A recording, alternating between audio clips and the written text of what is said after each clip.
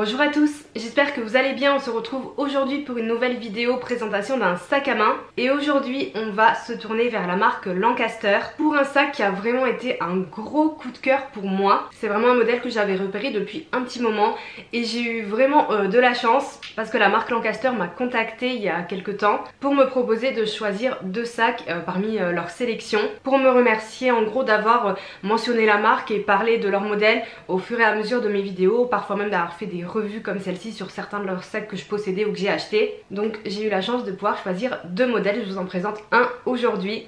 On va commencer tout de suite, c'est parti. Alors vous l'avez vu dans la miniature, nous allons parler aujourd'hui du grand sac Besace de chez Lancaster qui se présente comme ceci. Donc ça c'est son nom officiel, mais en réalité comme vous pouvez le voir il s'agit plus d'un sac hobo, le modèle hobo qu'on connaît, donc qui est muni d'une seule anse pour un portage à l'épaule et avec des lignes un peu arrondies, une contenance assez grande et quelque chose de plus en hauteur contrairement au modèle baguette par exemple. Donc ce petit sac, ce grand sac même, parce qu'il s'agit du grand modèle, je l'avais repéré, ça faisait un petit moment, je le voyais souvent aux Galeries Lafayette et j'avais vraiment craqué surtout pour ce coloris bordeaux qui est magnifique. Ça faisait un petit moment que je vous disais que je me cherchais un sac bordeaux pour l'automne-hiver avec une grande contenance. J'étais plutôt partie sur un cabas, mais j'avoue que quand j'ai eu l'opportunité de prendre celui-ci, je me suis dit qu'il serait parfait et ça a vraiment été le cas. Donc du coup je laisse tomber l'idée du cabas et je garde celui-ci que je porte pour ainsi dire tout le temps depuis que je l'ai. Donc Lancaster l'appelle le grand sac Besace car il existe aussi une taille plus petite. Pour ma part c'est plutôt quand même un sac que je considère de moyen à grand parce qu'on a 32 cm ici de longueur. La taille en dessous plus petite est quand même vraiment petit, je suis allée le voir avant de faire mon choix. Même si on est sur 28 cm donc il n'y a pas énormément d'écart, en fait je trouve au niveau de la contenance et tout, voilà, il y a quand même une différence. Ce qui est bien avec Lancaster c'est qu'il y a un grand choix de couleurs. Donc moi c'était évident que je prenais le bordeaux, mais il existe aussi en noir, en camel, en nude et en rouge, et le rouge Lancaster est vraiment sublime. À titre personnel, moi j'adore la forme des sacs hobo comme ceci. C'est vraiment une forme que j'aime énormément. Je trouve ça très classe, sophistiqué. Alors oui, c'est vrai que c'est un peu classique on va dire, mais moi c'est ce que j'aime bien. Et ce sac là il peut avoir un style un petit peu vintage, mais pour autant on m'a fait énormément de compliments dessus depuis que je l'ai. Avec justement le fait qu'il fasse un petit peu vintage mais qui reste hyper élégant et que c'est pas vraiment ce qu'on voit partout en ce moment, mais je trouve que c'est comme ça qui fait la différence. En tout cas c'est aussi les retours que j'ai eu de mon entourage ou au travail, donc je trouvais ça vraiment chouette. Je vais vous laisser avec la séquence de présentation du sac en détail, la contenance et les modes de portage. On se retrouve après. Donc voilà comment se présente le grand sac Besace de chez Lancaster, donc en bordeaux tout en cuir grainé avec une bonne contenance, on va voir ça tout à l'heure. Donc ici vous avez le joli fermoir, hop, qu'on fait glisser sur le côté pour l'ouvrir, et également une fermeture éclair pour sécuriser le sac. À l'intérieur il y a pas mal de rangements, vous avez, vous voyez, une poche plaquée à fermeture éclair à l'arrière, et à l'avant du sac une poche téléphone et une autre poche plaquée un peu plus grande. L'intérieur est en tissu beige. Et derrière le sac vous avez aussi une poche avec une fermeture éclair. Moi j'adore ce genre de poche, c'est très pratique. J'apprécie vraiment quand un sac a une poche arrière comme ceci. Donc voilà, je vais vous montrer tout ce que je peux ranger à l'intérieur. Donc je peux y mettre une bouteille d'eau, même un peu plus grande que celle-ci, un étui avec mes lunettes de soleil, une petite trousse beauté ou ce que vous voulez, mon portefeuille porte-monnaie Longchamp, une brosse à cheveux. Je peux profiter des petites poches pour mettre par exemple un gloss, un peigne ou encore un miroir, ce que vous voulez. Et dans les petites poches avant par exemple je peux mettre une barre de céréales et mon téléphone. Et derrière évidemment je range mon porte-carte Louis Vuitton et parfois même mon téléphone aussi si je veux qu'il soit sécurisé. Hop, donc voilà, là bon j'ai pas rajouté de tout petits trucs, mais vous pouvez mettre des petites choses, vos clés bien sûr. Il y a même encore un petit peu de place. Un parapluie rentre également, il faudra le mettre juste tout au fond. Mais je veux pas trop remplir le sac pour ne pas déformer, notamment ici. Mais vous voyez là, on a déjà pas mal de choses. On peut également mettre un agenda, un petit carnet ou une petite tablette ou iPad, pourquoi pas. Alors pour les modes de portage, bon évidemment vous pouvez le porter en long à la main bien sûr. Mais surtout voilà, il est fait pour être porté à l'épaule comme ceci, avec vraiment cette anse qui est un petit peu plate, qui tient hyper bien.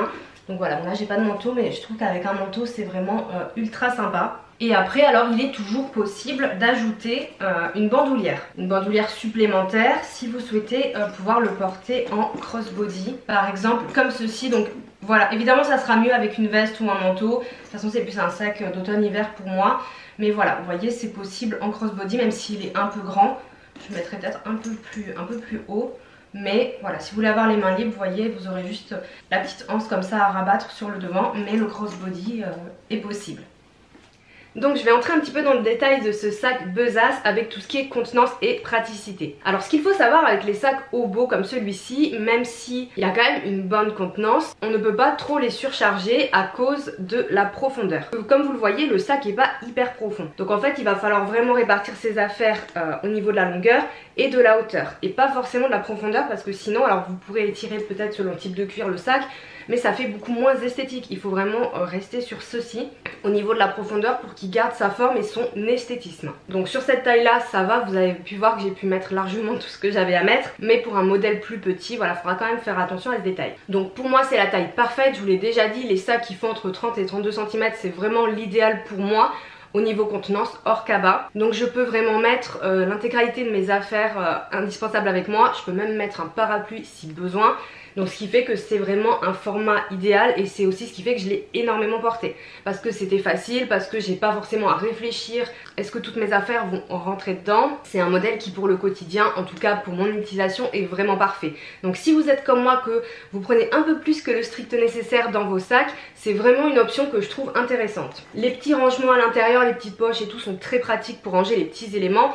Et surtout la poche extérieur avec ce zip est hyper pratique. Moi je mets ma carte de transport voire mon téléphone, ça me permet de les avoir à portée de main mais sécurisés contre moi et ça j'adore vraiment quand il y a cette option sur les sacs, je trouve ça vraiment génial. Alors après il y a ce fermoir, ce petit fermoir il est très joli mais c'est vrai qu'au niveau praticité d'ouverture du sac on peut avoir on va dire un peu plus de difficulté qu'un simple rabat ou qu'un simple zip. Pourquoi? Parce qu'il y a un petit peu plus d'acte. Alors moi j'aime bien parce que je trouve que c'est ce qui fait aussi assez classe. Mais bon, alors il n'est pas du tout difficile à ouvrir, hein. On a le petit loquet qu'on va passer hop sur le côté. On va devoir relever le rabat comme ceci. Et ensuite vous avez la fermeture éclair. Alors si vous la laissez ouverte, voilà vous avez juste ceci à enclencher.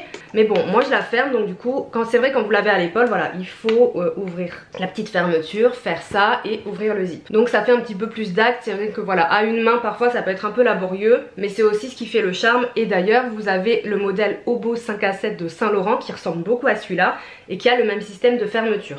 Je sais pas s'il a une fermeture éclair, il me semble pas. Mais voilà, après ça vous pouvez le laisser ouvert, voilà, ou comme ça, c'est possible aussi. Mais bon, moi j'aime bien avoir tout le processus d'ouverture comme ça. Même si en soi ça le rend un petit peu moins pratique d'utilisation, je vais pas vous mentir. Pour l'usage au quotidien, donc vous avez uniquement de base cette anse qui est réglable avec des œillets, moi je l'ai laissé classique, mais qui n'est pas assez grande pour le mettre en crossbody. Sur le modèle taille en dessous, la anse est plus longue, donc je pense que si vous êtes petite, menue, etc., vous pouvez la régler de façon à ce que vous puissiez le mettre en crossbody, même si ça sera peut-être, je pense, assez haut. Moi j'ai vraiment choisi ce modèle pour la contenance, donc on a bon, le portage main évidemment, mais vraiment seulement ce portage épaule.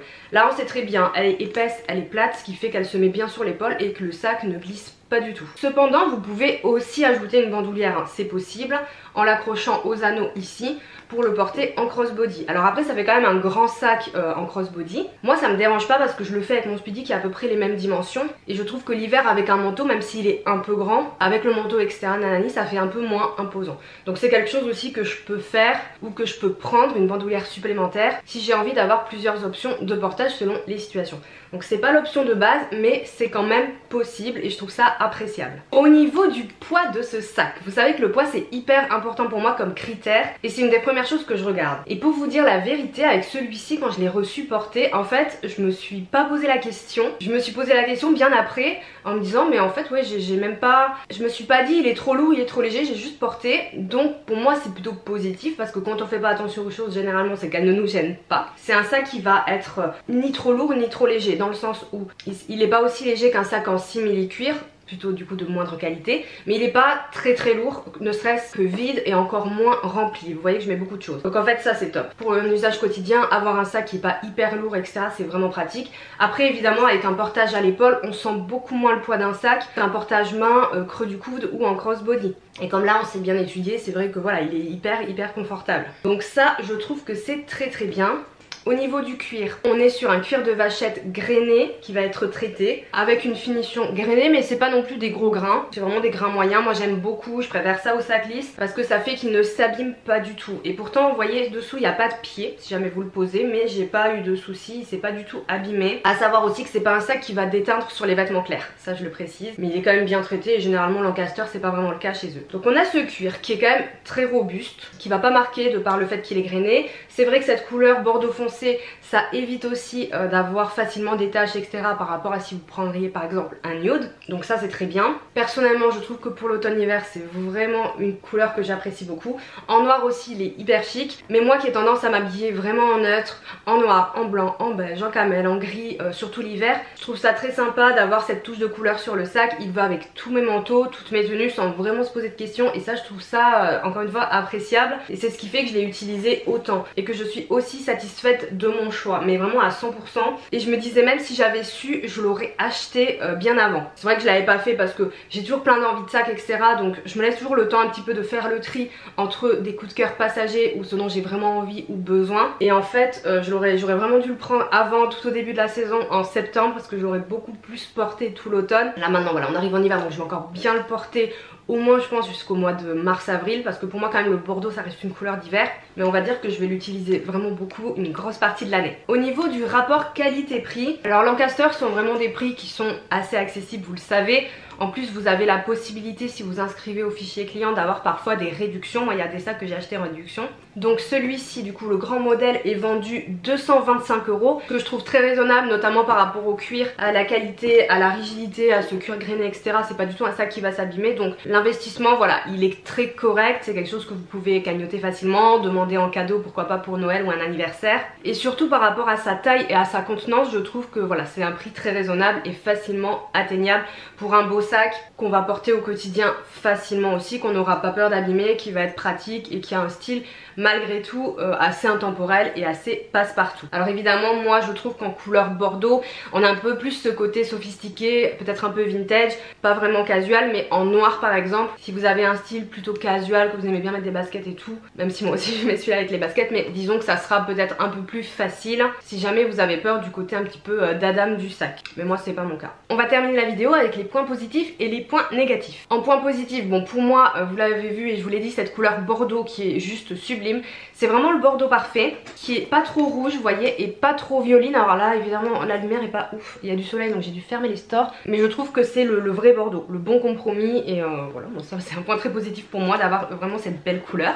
La forme hobo comme ça avec cette anse, c'est quelque chose qui est très tendance et qui continue et va de plus en plus devenir tendance. Donc si vous êtes quelqu'un qui aime bien suivre la mode etc, c'est une option intéressante. La contenance bien sûr idéale pour le quotidien. Le cuir grainé qui est très résistant, très joli esthétiquement, agréable au toucher aussi. Le poids qui comme je vous l'ai dit n'est pas dérangeant même une fois porté à l'épaule. Et enfin le prix qui reste abordable et correct. Au niveau des points négatifs, comme je vous l'ai montré, le système de fermeture on va dire peut être un peu laborieux avec ce fermoir qu'il faut lever, la fermeture est claire. Bon, c'est une habitude à prendre, moi ça va, j'ai pris l'habitude maintenant, mais c'est vrai que si vous êtes peu patiente et un peu pressée, voilà c'est peut-être quelque chose qui pourrait vous déranger. Et ensuite le portage uniquement à l'épaule, même si vous pouvez le porter à la main aussi bien sûr. Si vous êtes fan de port en crossbody, c'est possible comme je vous le disais d'ajouter une bandoulière, mais c'est pas en tout cas ce qui est prévu de base pour le sac. Voilà. C'est tout pour mon petit rapport du grand sac besace bordeaux de chez Lancaster. Je suis vraiment fan, j'ai vraiment beaucoup aimé ce sac, je suis très contente de l'avoir reçu. Merci encore à Lancaster